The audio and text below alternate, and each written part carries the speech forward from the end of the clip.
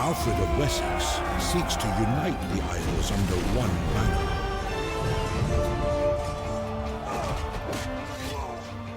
Hello there everyone, and welcome back to Thrones of Britannia. No need for a recap this episode since it happens just one turn after where we ended off last. So the only thing that happened is that the main army with Alfred has moved up to Buckingham, but we have been checked on our advance by Lederborg, the third party of the alliance that we are attacking up in the north. They're actually bringing down a 20-stack army, and they're gunning straight for Buckingham. So I think we'll go ahead and have a battle right here. However, the other factions are also raising forces, or at least Hemliborg, as we can see, that is currently raising a 9 stack right there in the town. Probably going to increase it more. However, as is with this mod, this game, I play so many mods, I guess, with this game is that they'll have to replenish them, so there'll be at least 6 or 7 turns until they're at full strength, so it's not that bad as of yet, depending of course how well we do against the Lederborg army. And as we can see by the terrain here, hopefully I'll actually get to defend the bridge, which would be superb, and I would have no problem in crushing the enemy on a bridge. But we might not be so lucky. I tried a little bit, trying to maybe move Alfred's army out of the town, but he then ended up so far beyond the bridge that I don't think he would actually fight on the bridge. So if they come north and attack across the bridge, I think we might just get a bridge battle. But with that said, let's jump into the battle, shall we? I must say I'm a little bit disappointed at the battle variety, because we end up on the exact same battlegrounds. Apparently, Oxnaford and Buckingham is, I mean, they've laid out everything exactly the same, to where the trees have been planted and everything. With that said, this time around, since the enemy is attacking us, I'm pretty sure that they are going to advance against us, so I've gone with the plan which I was going to use in the previous battle, namely putting my troops back ready for the reinforcements. And I've done a similar thing here, so the reinforcements will turn up over here, and we'll have to get them here as quickly as possible.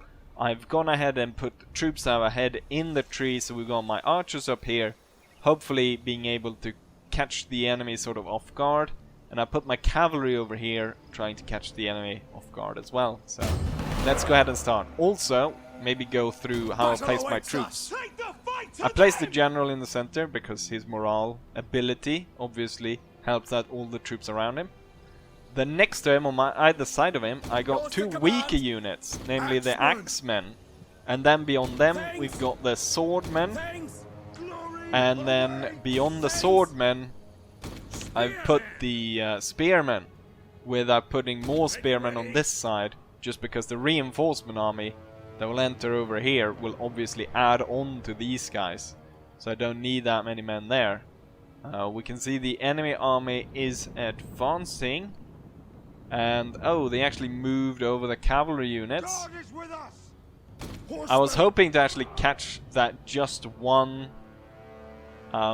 scout unit on its own on this side. Clearly that's not going to happen. So instead I guess we're going to... Oh, Thing's horsemen.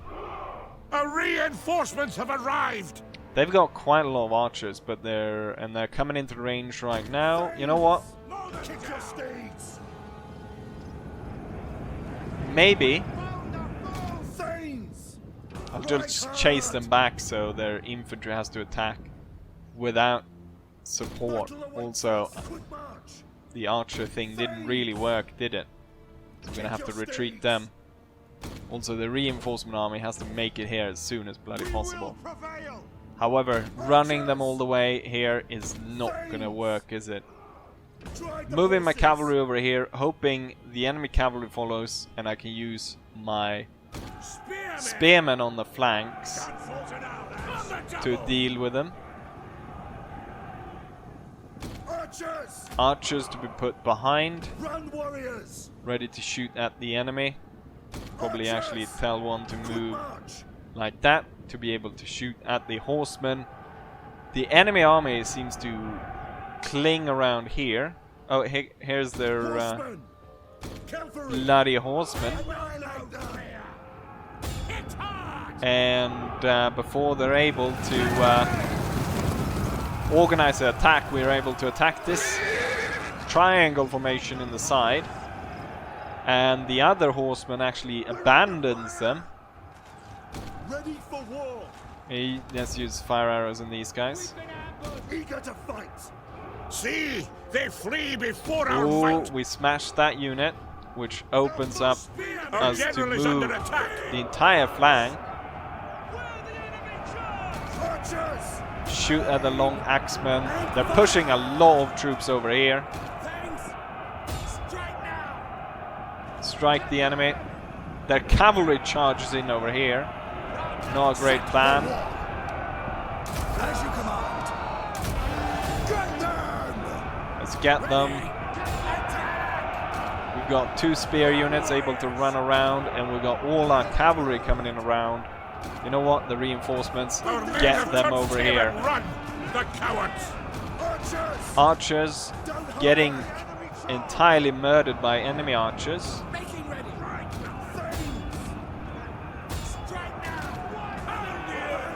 Get the archers forward. My general just broke down that unit, which means they're able to charge into the weak troops here.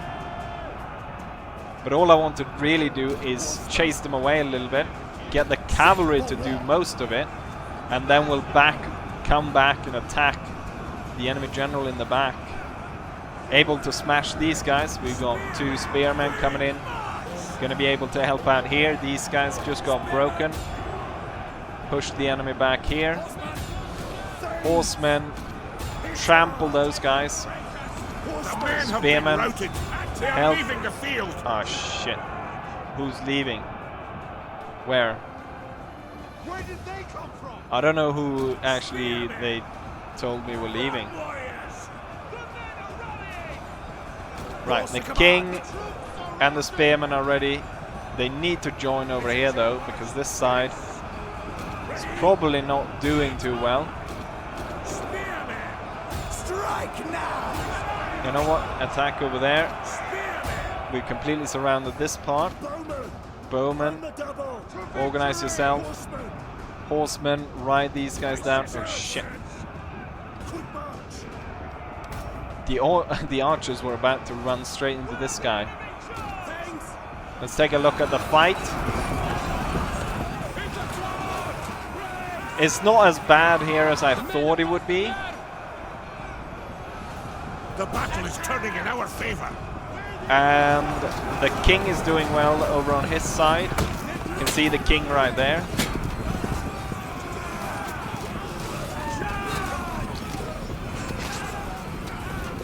Nice. And we're doing well over there. Looks like we're winning the battle at this point. The allied army has arrived. See, they flee before our might. This battle is going to be more important to actually chase the enemy down. You know what? Tell everyone not to toggle guard mode. Someone get their king.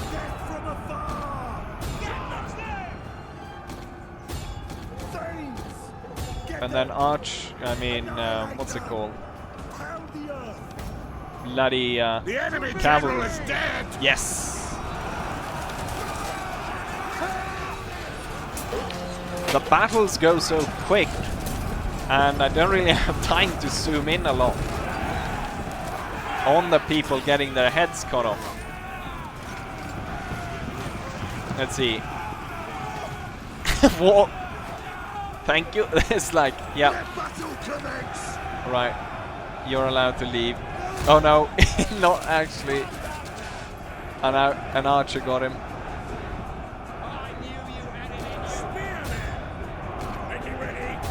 Get rid of them. Archers! Horsemen! I don't want to fight this army again. We'll kill all these heathens. So last time I said I killed off all the resistance the enemy force had. This time I actually did it. General! And the battle is over Don't hold back! in less than 8 minutes.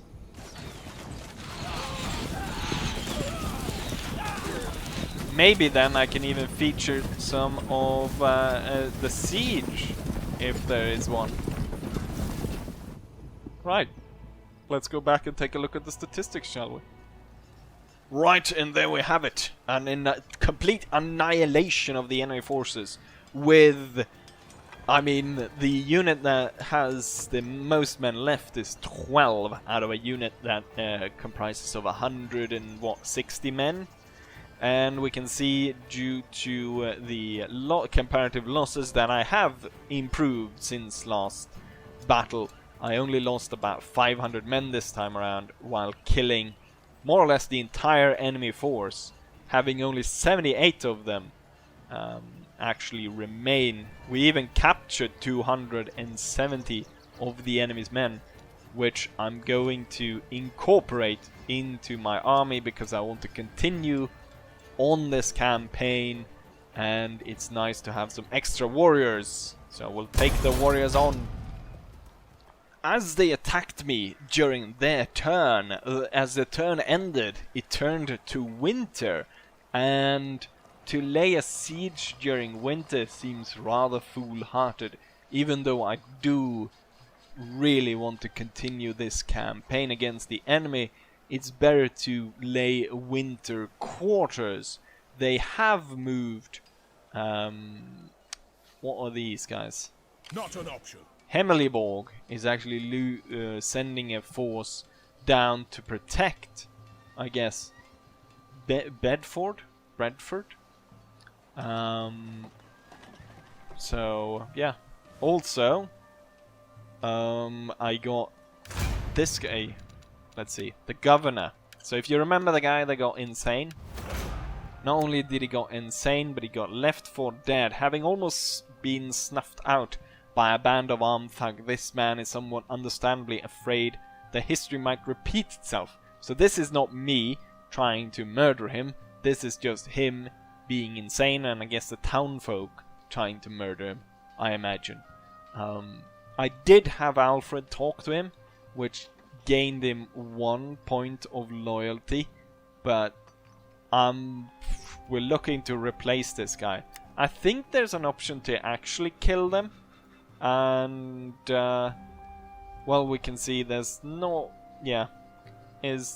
great stuff really for this guy. So we need to replace him at some point, but I think it might be best to possibly raise him as an army and then have him killed on the battlefield, purposefully having him killed, rather than just replacing him, because he'll be put in like a reservist pool, and he'll be continuously spreading ill will since he's not loyal at all, and will, I guess, if I strip him of his estate, it'll get even worse. But I think we're gonna replace this guy and put him in charge of an army that is destined to die. With that said, and given the battle went over so quickly, I think we have a few turns in here left, at least, so that we can possibly have the smaller battle and at least start the siege of Northampton, I guess.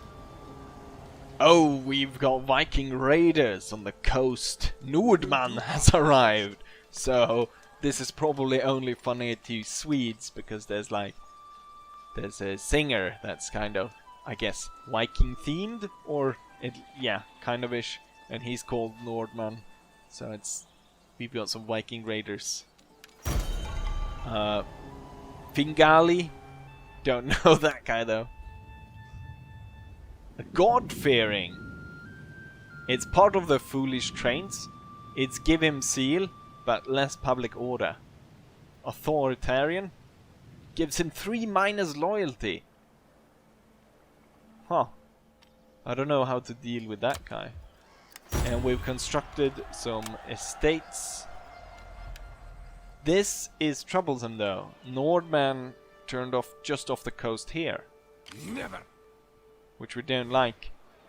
I have already given my vassals target to raise armies and to bring them to the front line. I think I will be able to handle this on my own. However, I can't just march my army all the way. You know what? This is a perfect place to get rid of that one general.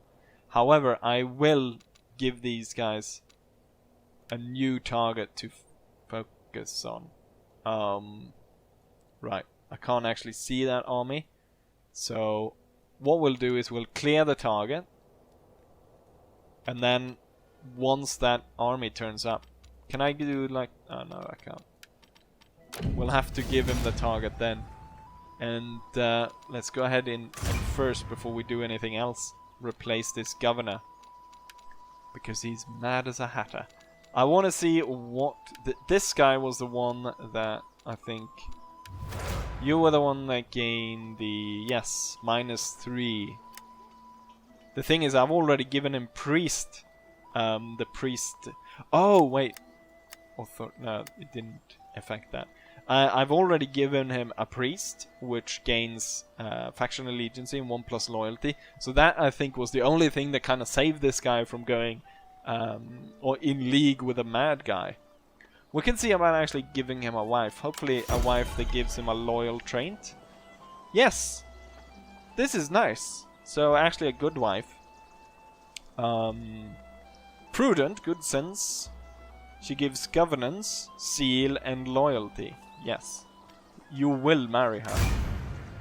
Wonderful. So now we put some extra points on there. This guy, however...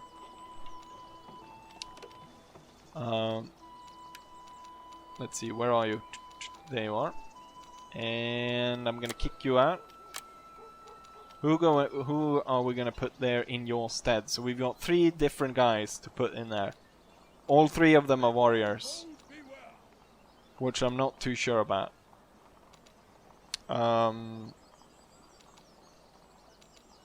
We'll put the old guy there, or the older of the 3, I should say. So we'll put him in charge. His personalities: he's passionate, energetic, admired, seasoned, pretty good guy. Got no influence whatsoever, which is good. At this point at least. And now we'll have to raise an army for that idiot guy. So Nordman was spotted right down here. We cut. Which means he could land somewhere here. We'll raise him in my capital region. Arrogant, forgiving. Right, yes. And it will cost me nothing to raise him there. Soon that will be possible. And Descendants of Woden. Yeah, it's perfect. You can die just like the rest of the Woden people. We will stay the course. The King's army will move up and lay battle siege to Northampton. We can take them. We do have an army there of 8 men. Which could be a problem.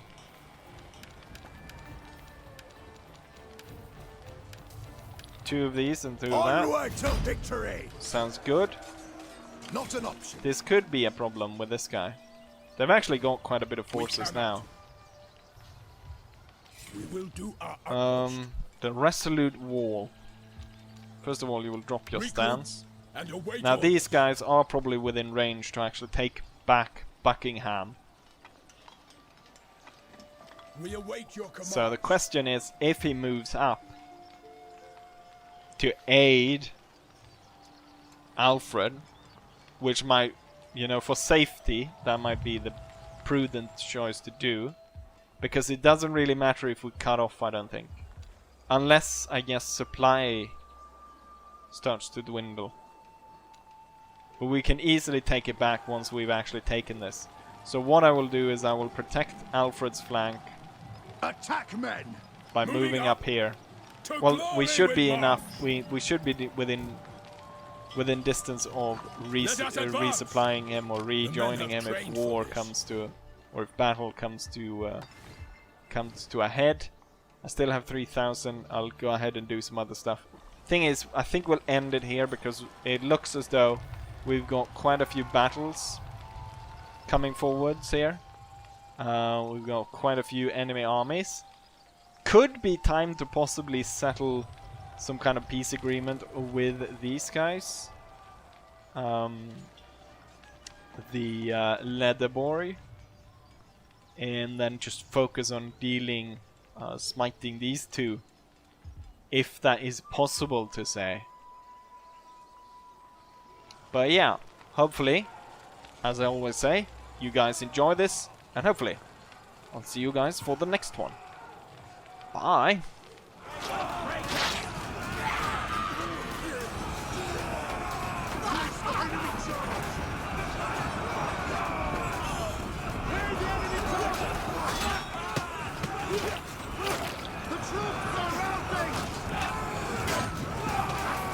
The battle is turning in our favor.